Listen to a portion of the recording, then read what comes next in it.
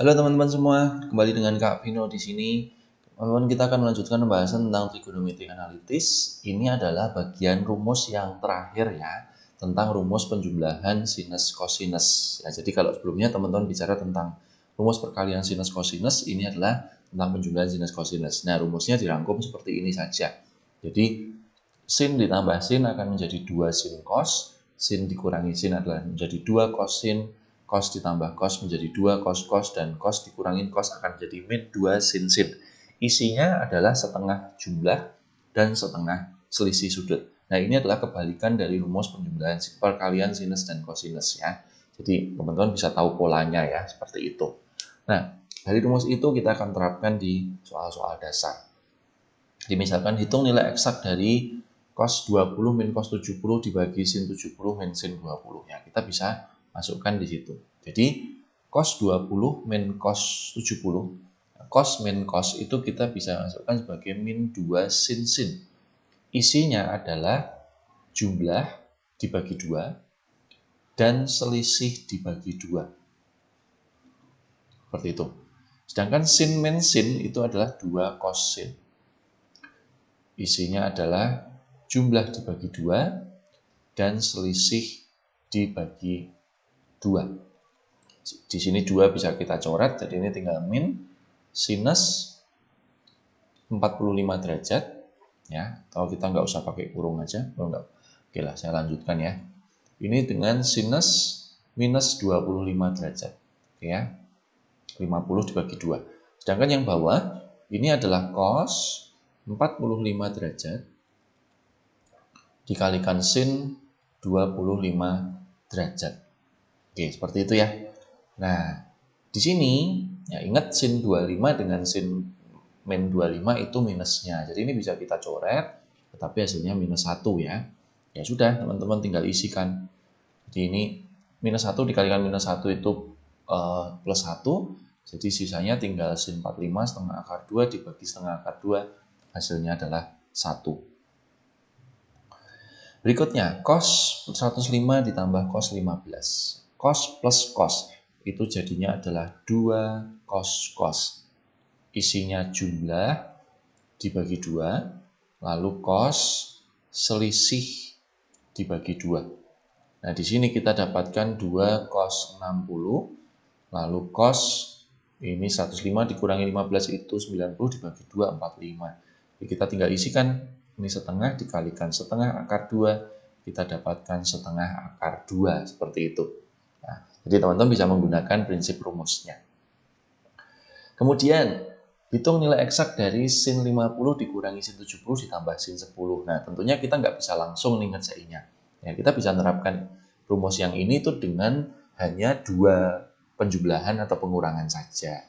Jadi teman-teman boleh milih. Misalkan kita kerjakan sin 50 dikurangi sin 10 dulu. Jadi kita kerjakan sebagai sin min sin ya. Nah, sin min sin itu adalah 2 cos sin. Isinya adalah setengah jumlah, lalu sin setengah selisih. 50 dikurangi 70 dibagi 2. Lalu nanti di kanan masih ada sin 10. Oke ya. Saya lanjutkan ke kanan aja teman-teman supaya tempatnya nggak mepet. Nah, ini adalah 2 cos 50 ditambah 70 itu 120 dibagi 2 berarti 60. Lalu sin 50 dikurangi 70 minus 20 dibagi 2 berarti minus 10. Lalu ditambah sinus 10 derajat. Nah, kita tahu cos 60 setengah, lalu sin 10, minus 10 itu sama aja minus sin 10 ditambah sinus 10 ya.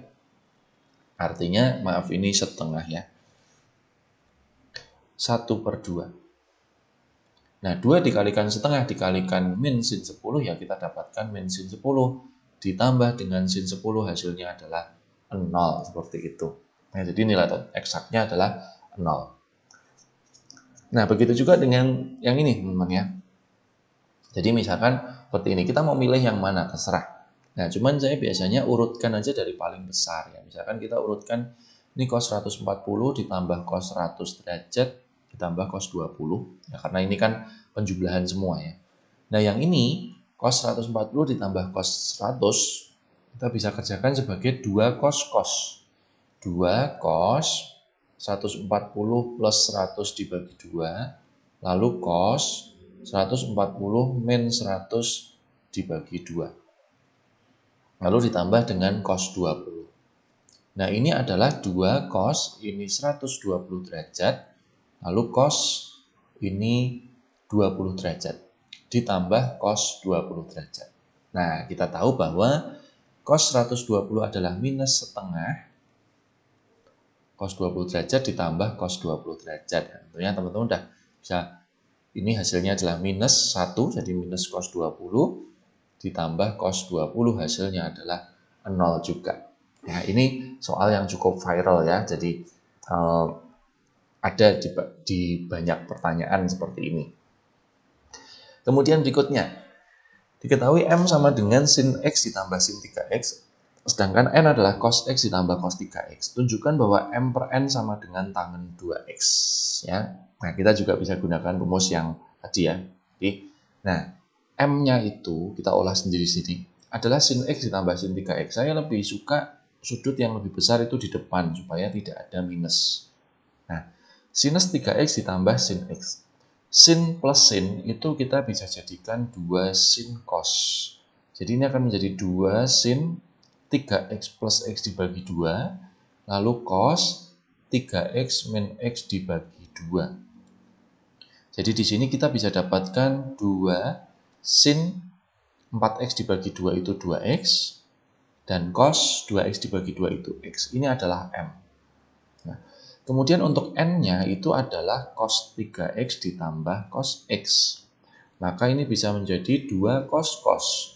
2 cos 3X plus X per 2, lalu cos 3X min X per 2. Nah, ini sama saja dengan 2 cos 2X lalu cos X. Itu adalah M dan N. Nah, selanjutnya ketika kita diminta menjadi M per N, ya sudah, kita tinggal masukkan 2 sin 2X cos X dibagi 2 cos 2X cos X. Yang tentunya sampai di sini kita bisa coret dan hasilnya tinggal menjadi sin per cos. Nah, sin per cos itu kita bisa jadikan sebagai tangen 2X. Jadi M per N itu bisa terbukti menjadi tangen 2X. Ya, itu penggunaan dasar di rumus penjumlahan sinus dan cosinus. Ya, selanjutnya kita akan bicara tentang variasi soalnya di video selanjutnya. Terima kasih teman-teman semua.